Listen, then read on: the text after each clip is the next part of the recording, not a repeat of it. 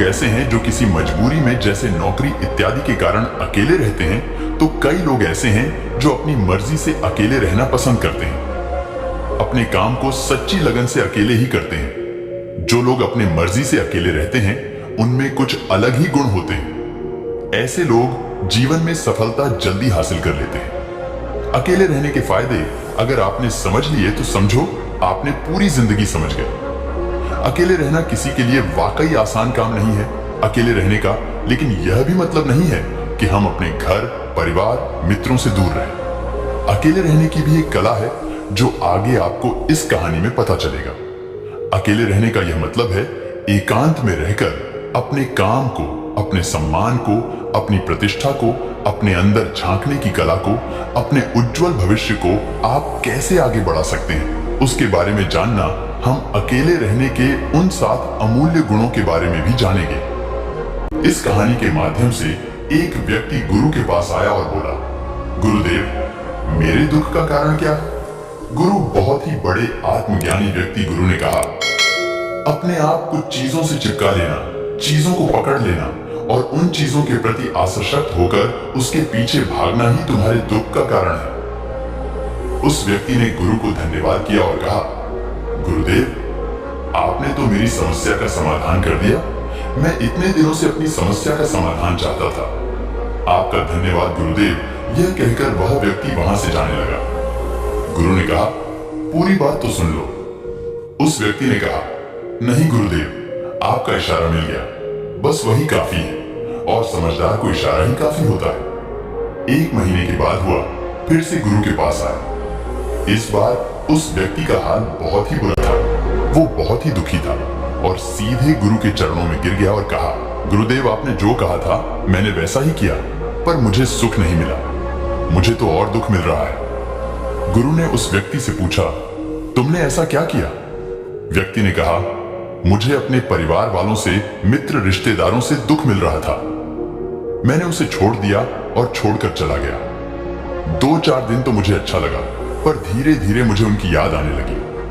अपने माता पिता, अपनी पत्नी, अपने बच्चे याद आने लगे। रिश्ते, रिश्तेदार, यहां तक कि अपने शत्रु भी मुझे याद आने लगे। इतना दुखी तो मैं उनके पास रहकर भी नहीं था जितना मैं उनसे दूर होकर हो गया हूं। इसलिए आज मैं वापस घर जाने के लिए निकला था और आपके पास आ पहुंचा। आपने मुझे इतनी गलत सलाह क्यों दी? गुरु मुस्कुराए और गुरु ने कहा, तुम परिवार को छोड़कर भागे, मित्रों, रिश्तेदारों, यहाँ तक कि शत्रुओं को भी छोड़कर भागे, और यह तुम्हारी गलतफहमी थी कि तुम छोड़कर भाग रहे हो। वास्तव में तो तुम उन्हें लेकर भाग रहे थे। व्यक्ति ने कहा, पर गुरुदेव, मैं तो किसी को अपने साथ नहीं लाया। गुरु ने कहा, जो चीज हमें दुख देती है वह कहीं बाहर नहीं होती। यहाँ तक कि जो हमें सुख देती है वो अभी बाहर नहीं होती। यह सब परिवार वाले, रिश्तेदार, मित्र, शत्रु, ये सब कहाँ बसते हैं? गुरु ने कहा, ये सब हमारे मन में बसते हैं, और जब तुम भागे तो तुम अपने मन को साथ लेकर भागे, और तुम्हारे मन में यह सब तुम्हारे साथ भाग रहे थे तो तुम इनसे कहीं दूर गए ही नहीं। जब जो चीजें मन में बसी हो और वो आसपास हो, हमें बहुत लगता है, पर वह बहुत कम होता है। और जब हम इन चीजों से दूर हो जाते हैं, यानी छोड़कर भाग जाते हैं, तब मन उन चीजों को पाने के लिए फिर से प्रयास करने लगता है, और तब ये चीजें बहुत ज्यादा दुख देती है, जैसा तुम्हें वो रहा है। व्यक्ति ने कहा, तो गुरुदेव, मैं क्या करूं? चीजों के साथ रहो तो दुख चीजों को छोड़कर जाओ। तो दुख क्या, मैंने दुख उठाने के लिए ही जन्म लिया है? गुरु जोर से हंसे और कहा, यह बात बिल्कुल सत्य है। यहाँ सब सिर्फ दुख उठाने के लिए जन्म लेते हैं, पर यह भी सत्य है कि इन दुखों के पार सुख है, और उन सुख के पार दुख है, फिर सुख और फिर दुख।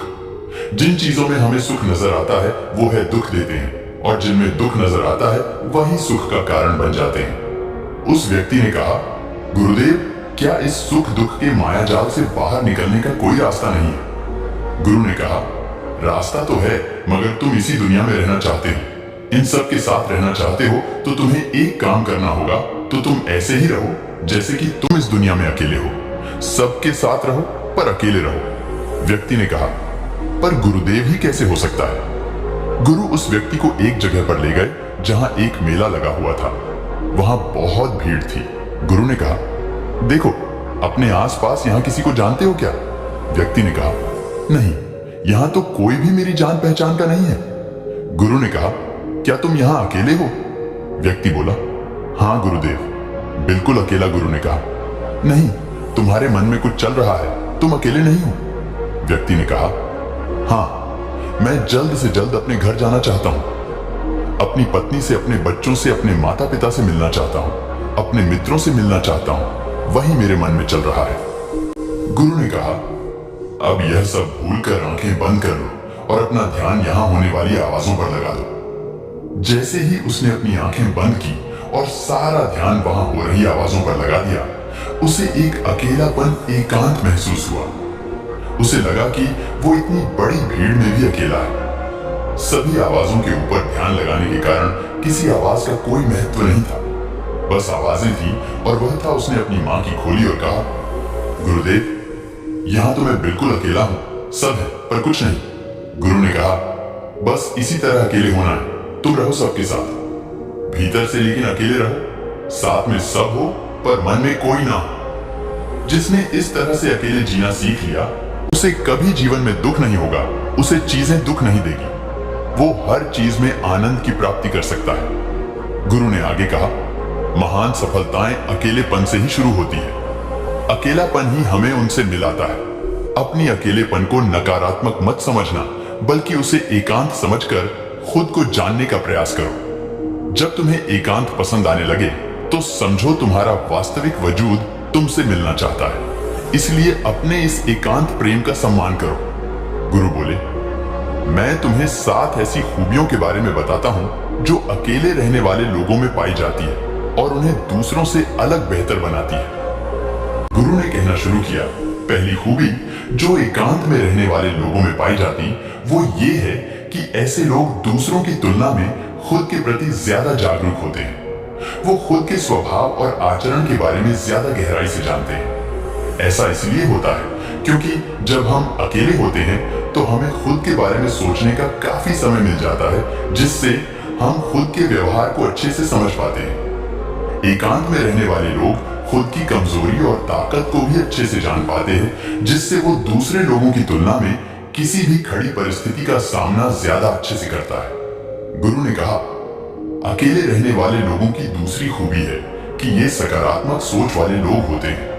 देखो, जब बहुत से लोग हमारे साथ होते हैं तो वहां एक दूसरे से तुलना, जलन, घमंड, लालच जैसे को विचार अपने आप ही मन में आने लगते हैं। फिर इंसान इन विचारों के वश में आकर उल्टे सीधे काम करने लगता है। हालांकि ऐसा नहीं है कि एकांत में रहने वाले लोगों के मन में ये विचार नहीं आते, लेकिन क्योंकि वो अकेले हैं, इसलिए दूसरों से तुलना, जलन, घमंड जैसे विचार उनके मन में दूसरों की तुलना में थोड़े कम आते हैं। साथ ही अकेले रहने की वजह से उन्हें खुद के बारे में सोचने का ज्यादा समय भी होता है, जिससे वो अपने नकारात्मक विचारों को पहचान कर उन्हें कम कर सकते हैं, जिसके कारण ऐसे एकांत में रहने वाले लोग ज्यादा सकारात्मक होते हैं। अकेले रहने वाले लोगों की तीसरी खासियत ये है कि ये लोग ज्यादा अनुशासित और आत्मनिर्भर होते हैं, क्योंकि अकेले रहने वाले लोगों को अपनी ज्यादातर काम खुद से ही करने पड़ते हैं। इसलिए यह दूसरों की तुलना में ज्यादा बात तुम्हें निर्भर होते हैं। साथ ही ऐसे लोगों को दूसरों का काम भी पसंद नहीं आता। ये अपना काम खुद करने पर ही भरोसा करते हैं। साथ ही ये लोग कोशिश भी करते हैं कि दूसरों से कम सहायता लेनी पड़े। पर क्योंकि ऐसे लोग आत्मनिर्भर और अपने काम को लेकर स्पष्ट होते, ऐसे लोग अनुशासित भी होते हैं। ये लोग अपने समय की कद्र करते हैं और दूसरों का भी समय बर्बाद नहीं करते। अकेले होने की वजह से ऐसे लोग एक निश्चित दिनचर्या का पालन भी करते हैं, जिससे ये लोग ज्यादा व्यवस्थित होते हैं और ये भी इनके अनुशासित होने का एक कारण है। गुरु ने आगे कहा, अकेले रहने वाले लोगों की चौथी खासियत ये है कि ये लोग किसी भी चीज के बारे में बड़ी बारीकी से और गहराई में जाकर सोच सकते हैं। अकेले रहने वाले लोगों की ये सबसे बड़ी खासियत होती है। इसलिए जितने भी लेखक, कवि और बड़े बड़े कवियों के रचयिता हैं, उन सभी को एकांत में रहना पसंद था, क्योंकि जब कोई व्यक्ति एकांत में होता है तो अपने अंदर की आवाज सुन पाता है। जितने भी बड़े आविष्कार हुए हैं, उन सब की शुरुआत एकांत में हुई थी, क्योंकि एकांत में रहकर ही किसी भी चीज के बारे में बड़ी बारीकी से सोचा और समझा जा सकता है। गुरु ने कहा, एकांत में रहने वाले लोगों की पांचवी खूबी यह है कि इनका व्यक्तित्व सबसे अलग हटकर होता है। वो लोग ज्यादातर दूसरे लोगों के साथ रहते हैं। ये अकेले रह ये नहीं पाते। वो कितनी भी कोशिश कर रहे हैं, लेकिन जाने अनजाने में सही, लेकिन दूसरे के व्यक्तित्व का कुछ हिस्सा उनके अंदर आ ही जाता है। दूसरों की आदतें, दूसरों के विचार उनके अंदर प्रवेश कर ही जाते हैं, जिससे उनके व्यक्तित्व में वो अनूठापन, वो निरालापन नहीं आ पाता। उनका व्यक्तित्व कई सारे लोगों के साथ व्यक्तित्व का मिश्रण होता है, पर क्योंकि एकांत में रहने वाले लोग अपना ज्यादातर समय अपने साथ बिताते हैं, इसलिए ये दूसरों की बातें और विचारों से बहुत ही कम प्रभावित होते हैं।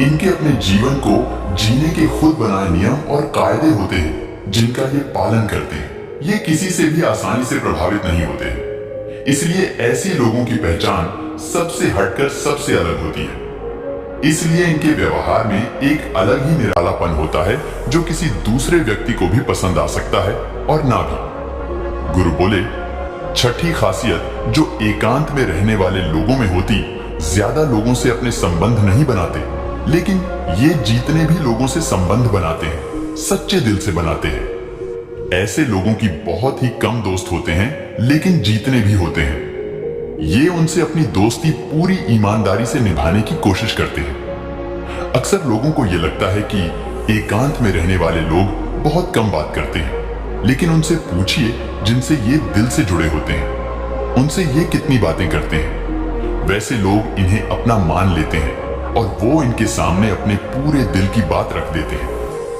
अकेले रहने वाले लोग बहुत ही कम लोगों के साथ संबंध रखते हैं, लेकिन जरूरत पड़ने पर वो अपनी तरफ से पूरी मदद करने के लिए तैयार रहते हैं। इसलिए इनके रिश्ते कम लोगों से तो होते हैं, लेकिन जिनके साथ भी होते हैं बहुत मजबूत होते हैं। अगली खासियत, अकेले रहने वाले लोग मानसिक तौर पर और भावनात्मक रूप से मजबूत होते हैं, क्योंकि उन्हें पता होता है कि अगर कोई समस्या उनके ऊपर आती है तो उन्हें अकेले ही उन्हें समस्या से निपटना पड़ेगा। कैसा बार बार करने से उनके अंदर खुद के प्रति आत्मविश्वास बढ़ जाता है, और आत्मविश्वास एवं आत्मसम्मान के बनने से वो मानसिक और भावनात्मक तौर पर और मजबूत होते चले जाते हैं, और ये मान लेते हैं कि कोई भी ऐसी समस्या नहीं है जिससे वो अपनी दृढ़ इच्छा शक्ति के दम पर हरा ना सकें, और यही एक सोच उन्हें दूसरों से अलग बनाती। इतना कहने के बाद गुरु चुप हो गए। उस व्यक्ति ने कहा, गुरुदेव, आपकी सारी बात तो ठीक है, लेकिन ये कब कहा जा सकता है कि अकेलापन एक वरदान है? ये सुनकर गुरु ने कहा, अकेलापन हमेशा से ही एक वरदान रहा है, अगर हम उस समस्या को पूरी सकारात्मकता के साथ उपयोग कर पाए तो। क्योंकि जब हम दुनिया के लोगों के साथ होते हैं तब हम भीड़ का हिस्सा होते हैं, लेकिन जब हम अकेले होते हैं तब हम खुद के साथ होते हैं। जब हम खुद के साथ होते हैं तभी हम अपने समय का सदुपयोग, खुद का आकलन, खुद के शौक, सभी बातों पर अच्छे से ध्यान दे सकते हैं, अपनी कमजोरियों पर भी काबू पा सकते हैं, और ऐसा कह सकते हैं कि सच में अच्छाई की राह और इंसानियत की मंजिल भी पा सकते हैं। उस व्यक्ति को गुरु की बात समझ आई और वह गुरु को धन्यवाद कहकर चला गया। जिन चीजों को हम पाना चाहते हैं वो तब तक हमें दुख देती है जब तक कि हम उसे पा नहीं पाते। जब हम उसे पा लेते हैं तब वह फिर से हमें दुख देती है कि वो कहीं हमसे छूट ना जाए, और जब वो हमसे छूट जाती है तो फिर से हमें दुख देती। उसके जाने का दुख तो बहुत गहरा होता है। जीवन भर हम एक चीज को पकड़ते हैं, फिर दूसरी चीज को पकड़ते हैं, तीसरी चीज को पकड़ते और पीछे की चीजों को विदा करते रहते हैं। इसी तरह हम सुख पकड़ते हुए दुख को पकड़ते चलते हैं। पर जिस व्यक्ति ने अकेले रहना सीख लिया, वह परिवार में, समाज में सब कुछ करते हुए आनंद की प्राप्ति करते हैं। सारे